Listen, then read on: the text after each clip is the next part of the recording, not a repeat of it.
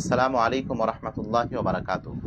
ইন্নাল হামদুলিল্লাহ নাহমাদুহু ওয়া নুসাল্লি আলা রাসূলিহিল কারীম, আম্মা বা'দ। ফাউযু বিল্লাহি মিনাশ শাইতানির রাজীম। বিসমিল্লাহির রাহমানির রাহিম। কুল জাআল হক ওয়া যাহাকাল বাতিল ইন্নাল বাতিলা কানা যাহুকা। উপস্থিত সম্মানীয় প্রিয় ভাই সকল, আজ আমরা একটি অত্যধিক গুরুত্বপূর্ণ বিষয় নিয়ে আপনাদের সম্মুখীন আলোচনা পেশ করব। তা হচ্ছে হোসেন রাদিয়াল্লাহু তাআলা আনহুকে কে শহীদ করেছে। আমরা জানি এটা এমন একটা সময় যে বিশেষ করে আশিকে হোসেন রাদিয়াল্লাহু তাআলা আনহুর কিছু প্রেমিক যারা হোসেন রাদিয়াল্লাহু তাআলা আনহুর নামকে কুলসিত করছে এবং হোসেন রাদিয়াল্লাহু তাআলা আনহু শহীদ হওয়ার ব্যাপারে বেশ কিছু নিরপরাধ ব্যক্তিদেরকে তারা দোষী সাব্যস্ত করছে এবং তাদের নামে লানত পড়ছে। আজকে আমরা সংক্ষিপ্ত সময়ে আপনাদের সম্মুখীন কথা তুলে ধরার চেষ্টা করব যে হোসেন রাদিয়াল্লাহু তাআলা আনহুকে শহীদ কে করেছে। আপনাদের কাছে কথা স্পষ্ট যে হোসেন রাদিয়াল্লাহু তাআলা আনহু যখন নেতা হিসেবে ইয়াজিদকে মেনে নেননি, ঠিক তখনই হোসেন রাদিয়াল্লাহু তাআলা আনহুকে একাধিকবার কুফাবাসী যারা তারা কুফাতে হোসেন রাদিয়াল্লাহু তাআলা আনহুকে ডেকেছেন। এটা মুত্তাফাক আলাইহি কথা যে হোসেন রাদিয়াল্লাহু তাআলা আনহু যখন ইয়াজিদকে মানল না, নেতা হিসেবে স্বীকৃতি দিল না, তখন তারা হোসেন রাদিয়াল্লাহু তাআলা আনহুকে কুফাবাসীরা একাধিক চিঠি পাঠালো, বস্তার বস্তা চিঠি। এমন কি হোসেন রাদিয়াল্লাহু তাআলা আনহু প্রায় 150-র অধিক চিঠি পেয়েছিলেন। ডেকেছিল কারা? কুফাবাসীরা। আমরা আপনাকে এই কথা কেন বলছি যে এর পূর্বে আমরা স্পষ্ট করব যে হোসেন রাদিয়াল্লাহু তাআলা আনহুকে শহীদ করেছে কারা। আমরা সকলেই জানি যে কুফাবাসীর ডাকে হোসেন রাদিয়াল্লাহু তাআলা আনহু একাধিক সাহাবায়ে কেরামের পরামর্শকে বাদ দিয়ে হোসেন রাদিয়াল্লাহু তাআলা আনহু কুফা চলে গেছিলেন এবং সাহাবায়ে কেরাম হোসেন রাদিয়াল্লাহু তাআলা আনহুকে কুফা যাওয়াতে সম্মতি ছিল না। তারপরেও হোসেন রাদিয়াল্লাহু তাআলা আনহু গেলেন। কেন সমস্ত সাহাবায়ে কেরাম বাধা দিচ্ছিলেন? তার একটি কারণ, বিশেষভাবে তারা বলছিলেন যে দেখেন, কুফাবাসীরা কোনোদিনই মুসলমানদের হিতে কাজ করেনি, এরা আপনার আব্বাকে মেরেছে, আপনার ব্যাপারেও খারাপ ভয়ঙ্কর কিছু আমরা অনুভব করছি। প্রিয় ভাই, লক্ষ্য রাখতে হবে কথাটিতে যে হোসেন রাদিয়াল্লাহু তাআলা আনহুকে যেই কুফারে সাহাবায়ে কেরাম কুফা যেতে নিষেধ করছিলেন, তিনারা এই ভয়টাই করছিলেন যে হোসেনকে মেরে দেবে কারা? কুফাবাসীরা। আর ঘটনা সত্যি হলো, হোসেন কুফা যেতে পারলেন না, রাস্তায় কারবালায় তাকে শহীদ করে দেওয়া হলো।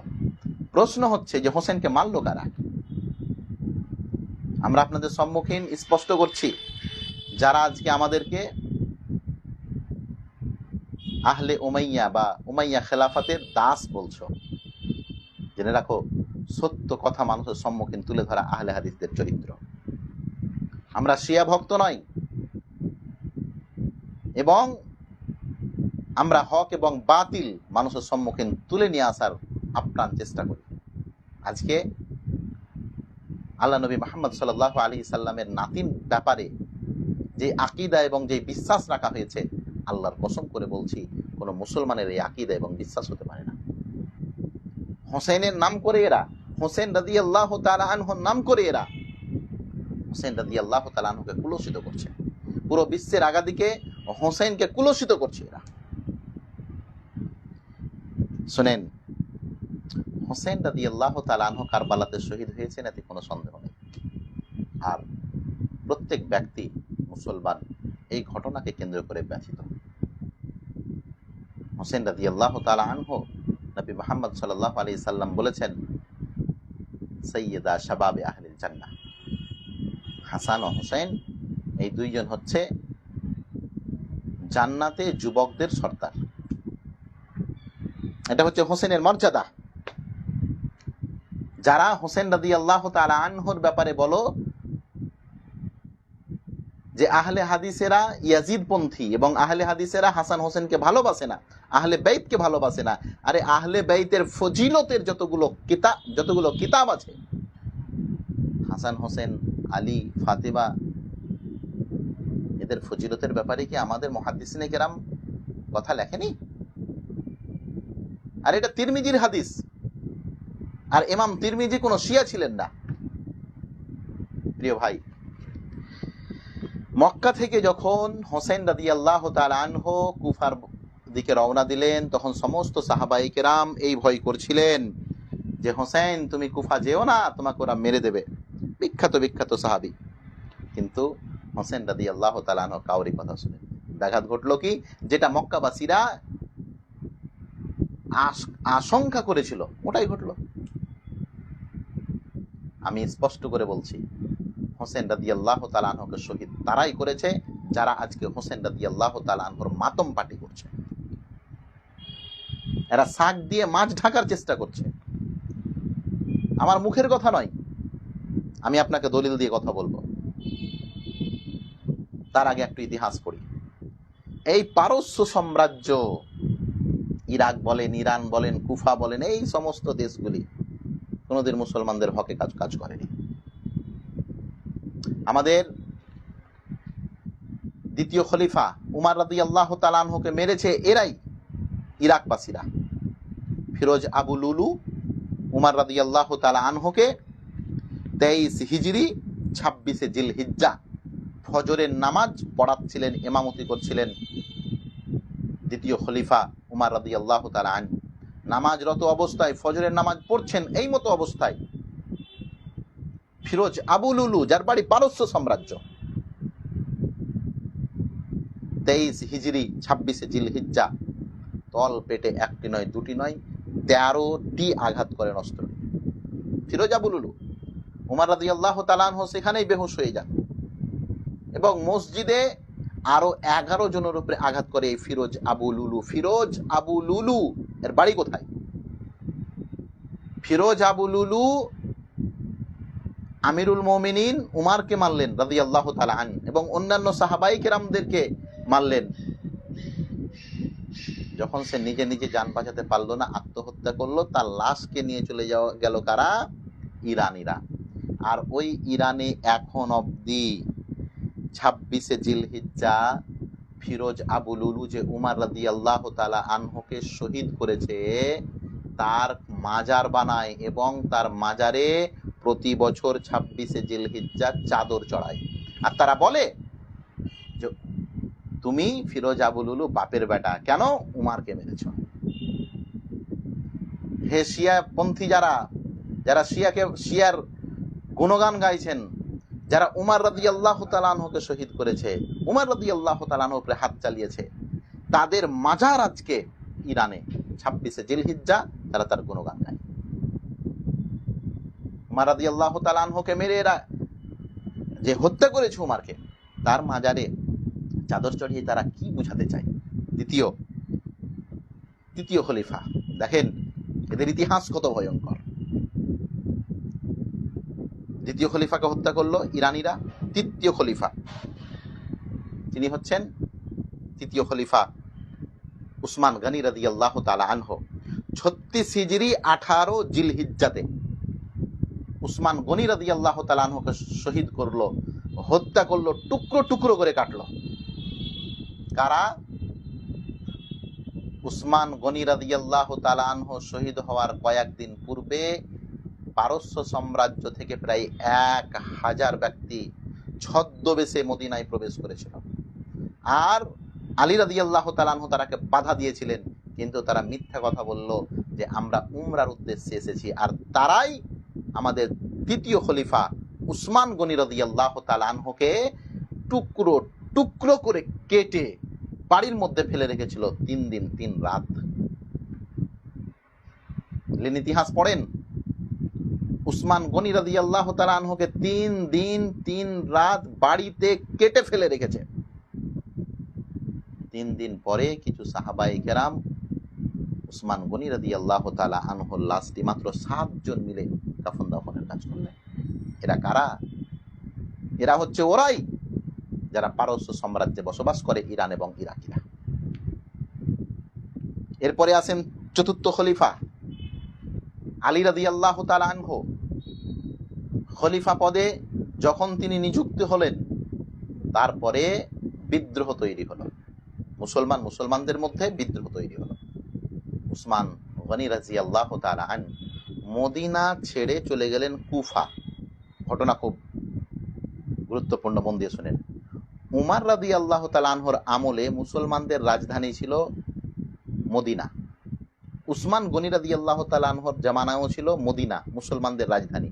কিন্তু আলী চতুর্থ খলিফার আমলে তিনি রাজধানী পরিবর্তন করলেন এবং ওটাকে নিয়ে চলে গেলেন কুফা।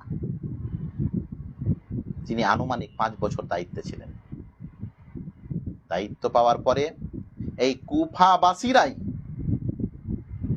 চতুর্থ খলিফা আমিরুল মুমিনিন আলী রাদিয়াল্লাহু তাআলা আনহু, হোসেনের পিতা, তখন হোসেন সমস্ত বংশবলী নিয়ে আলী রাদিয়াল্লাহু তাআলা আনহু কুফাতে থাকতেন। এক কুফাবাসী, কুফার বদমাস আলী রাদিয়াল্লাহু তাআলা আনহু ফজরের নামাজ পড়তে আসছেন, রাস্তায় তাকে ধারালো অস্ত্র দিয়ে আলী রাদিয়াল্লাহু তাআলা আনহুকে একজন কুফাবাসী শহীদ করে দেয়, মেরে দেয়। দ্বিতীয় খলিফাকে মেরেছে এই পারস্য সাম্রাজ্যের লোকেরা। তৃতীয় খলিফাকে মেরেছে উসমান গনি রাদিয়াল্লাহু তাআলা আনহুকে মেরেছে ওদেরা। চতুর্থ খলিফা আলী রাদিয়াল্লাহু তাআলা আনহুকে মেরেছে কুফাবাসীরা। এইবার আসুন, এই ভয়েই তো সাহাবায়ে কেরাম হোসেন রাদিয়াল্লাহু তাআলা আনহুকে নিষেধ করছিলেন যে কুফা যেও না। একটা কথা প্রচলন আছে, আল কুফি লা ইউফি। কুফি যারা হয় তারা কোনোদিনই প্রতিশ্রুতি বজায় রাখে না, এরা প্রতিশ্রুতি ভঙ্গকারী। হোসেন রাদিয়াল্লাহু তাআলা আনহুকে ডাকলো কারা? কুফাবাসীরা, প্রায় 12 থেকে 18 হাজার লোক। আর কুফাবাসীরাই হোসেন রাদিয়াল্লাহু তাআলা আনহু যখন মক্কা থেকে কুফায় রওনা দিলেন, 12 থেকে 18 হাজার কুফাবাসী সবাই পাল্টি মেরে দিল কি যে আর আমরা হোসেনকে চাই না, এখন আমরা ইয়াজিদকে চাই। এটা আমার আপনার মুখের কথা নয়, হোসেন রাদিয়াল্লাহু তাআলা আনহুরই মুখের কথা, যেটি ইমাম ইবনু হাজার আসকালানি তাহজিবুত তাহজিবের মধ্যে নিয়ে এসেছেন এবং আল বিদায়া ওয়াল নিহায়াতে এই ঘটনা বর্ণনা আছে। হোসেন রাদিয়াল্লাহু তাআলা আনহু যখন কারবালার ময়দানে, হোসেন রাদিয়াল্লাহু তাআলা আনহুকে চারিদিক থেকে ঘিরে নিয়েছে। হোসেন রাদিয়াল্লাহু তাআলা আনহু তার কোলে তার ছোট্ট বাচ্চা, দুধের বাচ্চা আলী আকবর, দুধের বাচ্চা হোসেন রাদিয়াল্লাহু তাআলা তার ছোট্ট বাচ্চাটাকে মাথার উপরে উঠিয়ে নিয়েছে। মাথার উপরে উঠিয়ে নিয়ে মানুষকে দেখাচ্ছে যে দেখো, আমরা যুদ্ধের জন্য আসিনি। হোসেন রাদিয়াল্লাহু তাআলা বলছেন যে এটাকে দেখো, আমরা যুদ্ধের জন্য আসিনি। আমরা যদি যুদ্ধের জন্য আসতাম তাহলে এই দুধের বাচ্চাটাকে কি এখানে নিয়ে আসতাম? হোসেন রাদিয়াল্লাহু তাআলা আনহু নিজের দুধের বাচ্চা কলিজার টুকরাটাকে আকাশের দিকে 2 হাতে উঠিয়ে বলছে, সৈন্যদেরকে দেখাচ্ছে, বিরোধীদেরকে, যে দেখো, আমরা তোমাদের সঙ্গে যুদ্ধতে আসিনি, আমাদের পথ ছাড়ো, আমাদেরকে মদিনা যেতে দাও, না হয় ইয়াজিদের কাছে যেতে দাও, আর না হয় জাজিরাতুল আরব থেকে বাইরে পাঠিয়ে দাও। 3টি প্রস্তাব, 3টি মানেনি তারা। হোসেন রাদিয়াল্লাহু তাআলা আনহু তার ছোট্ট দুধের বাচ্চাটাকে যখন উপরে করে দেখিয়েছেন, দেখো, আমরা কি এই ছোট্ট বাচ্চাটিকে নিয়ে জিহাদের ময়দানে আসতে পারি? যেমনই হোসেন উপরে করেছেন নিজের দুধের বাচ্চাটাকে, শত্রুরা একাধিক তীর দিয়ে দুধের বাচ্চাটার কলিজাকে, দুধের বাচ্চাটার বুককে ঝাঁঝরা করে দিয়েছে। হোসেন রাদিয়াল্লাহু তাআলা তীর বদ্ধ তার দুধের বাচ্চা সন্তান নিচে নিয়ে অঝন্য কাঁদছেন। কাঁদতে কাঁদতে হোসেন রাদিয়াল্লাহু তাআলা আনহু বলছেন, আল্লাহুম্মা হকুম বাইনানা ওয়া বাইনা কওমিন দাউনা লিয়ানসুরুনা সুম্মা ইয়াকতুলুনা। বড়ই গুরুত্বপূর্ণ বিষয়। ইমাম ইবনু হাজার আসকালানির বই তাহজিবুত তাহজিব পড়েন এবং আরেকটি কিতাব আল বিদায়া পড়েন, আল বিদায়া ওয়ান নিহায়া আপনি পড়েন। কত গুরুত্বপূর্ণ দেখেন। হোসেন রাদিয়াল্লাহু তাআলা আনহুকে যখন এবং হোসেন রাদিয়াল্লাহু তাআলা আনহুর পরিবারকে যখন হত্যা করা হচ্ছে, তখন হোসেন রাদিয়াল্লাহু তাআলা আনহু আল্লাহর কাছে দোয়া করছেন, আল্লাহ তুমি আমাদের এবং তাদের মধ্যে ফায়সালা করে দিও। তাদের মধ্যে কাদের? কওমিন দাউনা, যারা মক্কা থেকে আমাদেরকে এখানে ডেকেছে। বড়ই গুরুত্বপূর্ণ বিষয়। হোসেন রাদিয়াল্লাহু তাআলা আনহুর দোয়াটা দেখেন, আল্লাহকে কি বলছেন, যে আল্লাহ তুমি আমাদের এবং যারা আমাদেরকে ডেকেছে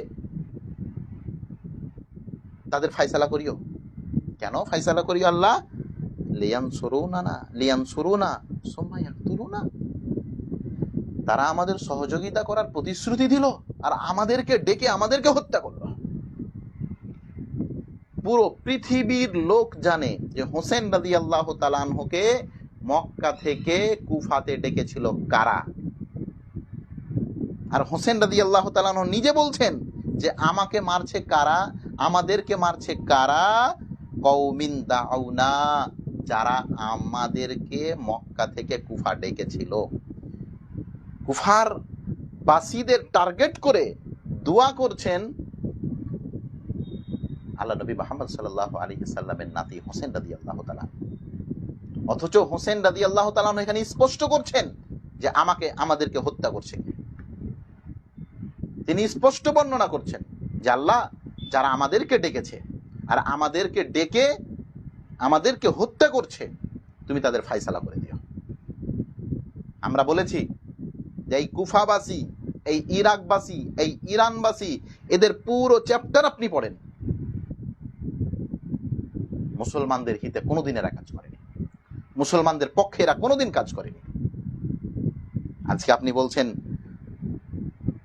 কারবালার ইতিহাস, এর পূর্বে আপনাদেরকে বলেছি হোসেন রাদিয়াল্লাহু তাআলা আনহু যখন কারবালায় শহীদ হলেন, অথচ নিশ্চয় এটি আমাদের কাছে কষ্টদায়ক বিষয়, কিন্তু হোসেন রাদিয়াল্লাহু তাআলা আনহু যখন শহীদ হলেন তখন বিখ্যাত বিখ্যাত সাহাবায়ে কেরাম জীবিত। আসাদুল্লাহ আল গালিব স্যার লিখছেন প্রায় ৬০ জন সাহাবী জীবিত। কই একজনও তো মাতম তৈরি করলো না, একজনও তো হাই হাসান হাই হোসেন করলো না, একজনও তো তাজিয়া বের করলো না, একজনও তো আসিকে হোসেনের নাম দিয়ে রাস্তায় হোসেনের কবর বা হোসেনের লাশ নিয়ে বের হলো না। আল্লাহর নবীর ইন্তেকালের প্রায় ৩৫০ বছর পরে মুতি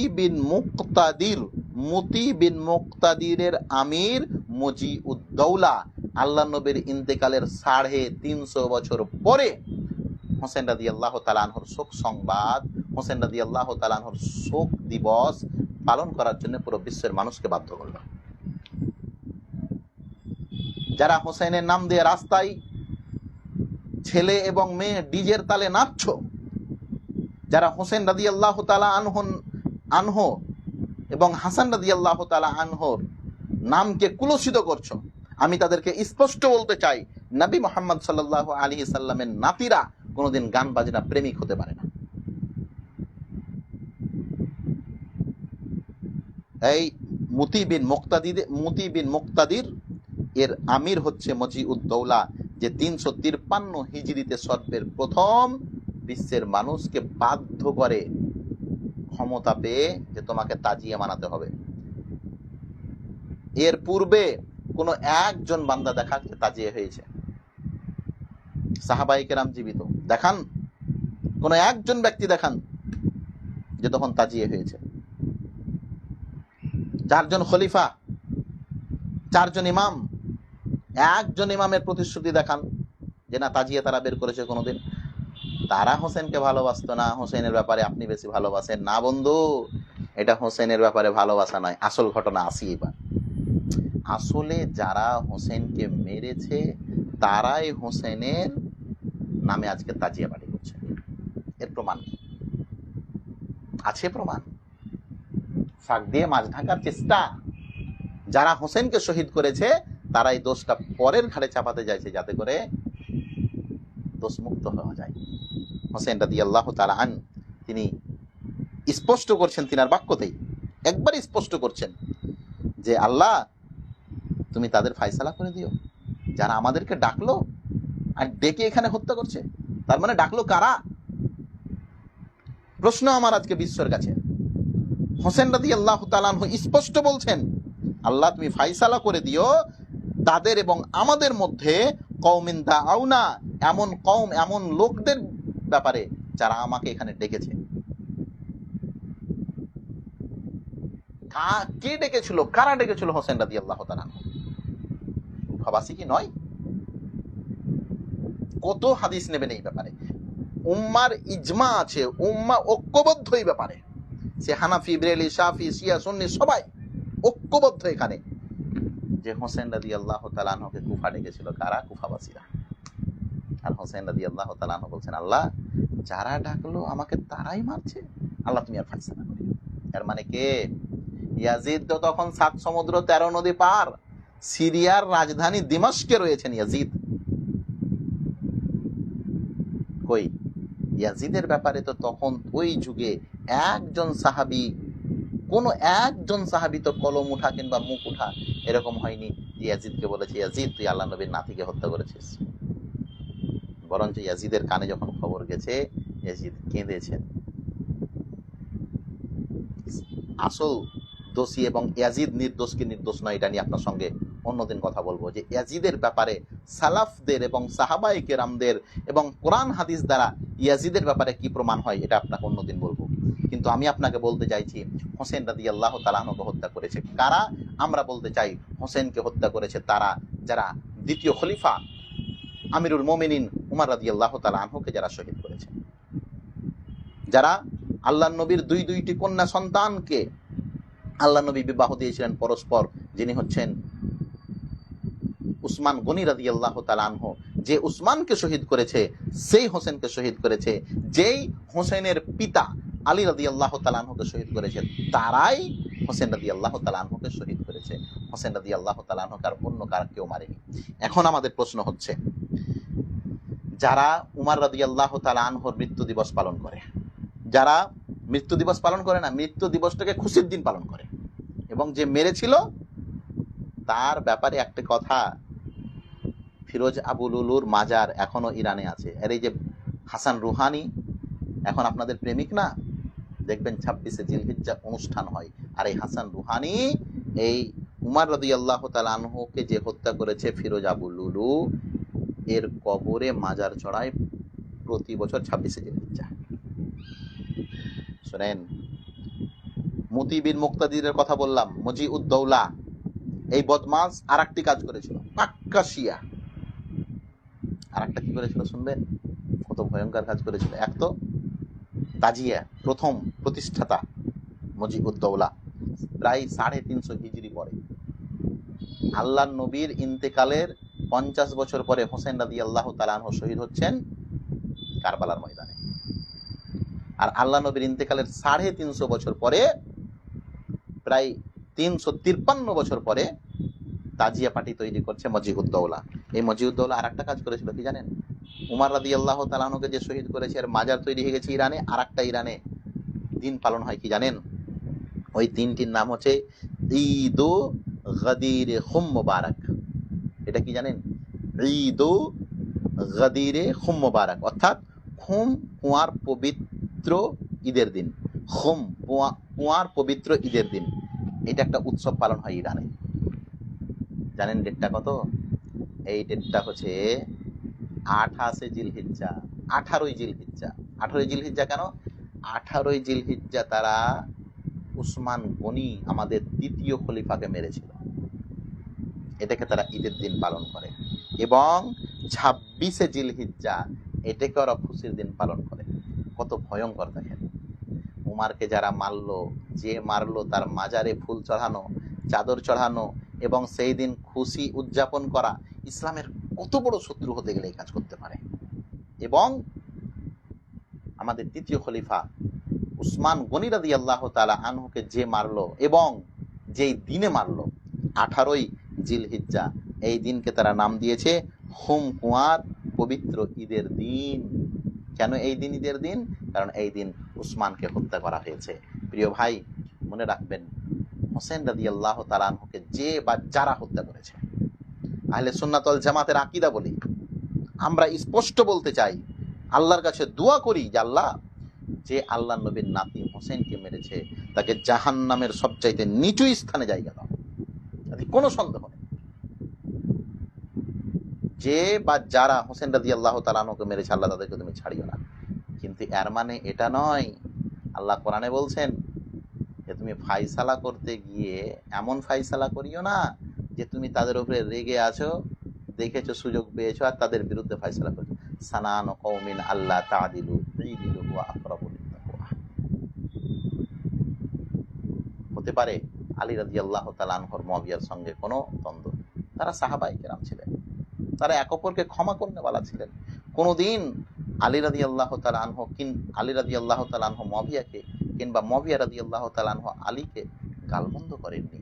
আজকে আমি আর আপনি কেন মুয়াবিয়া রাদিয়াল্লাহু তাআলা আনহু একজন সাহাবী রাসূলকে গালি দিচ্ছি যে তার পুত্র ইয়াজিদ হোসেনকে মেরেছে, তার পুত্র ইয়াজিদ আলী রাদিয়াল্লাহু তাআলা আনহুর পুত্র হোসেনকে মেরেছে? না ভাই, আসল ঘটনা এটা নয়।